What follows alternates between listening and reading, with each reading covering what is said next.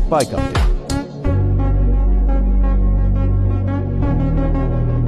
Headlight wiring. The OM does not provide enough current.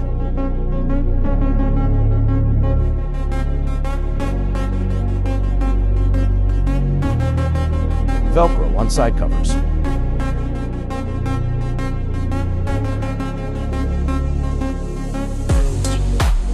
Some decals.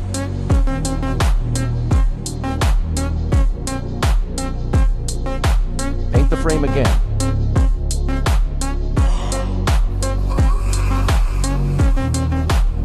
Decal on the bottom, the DSRR sticker, and the S emblem.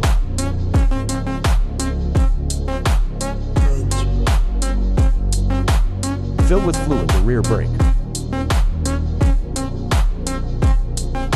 Comment below, what else should I do?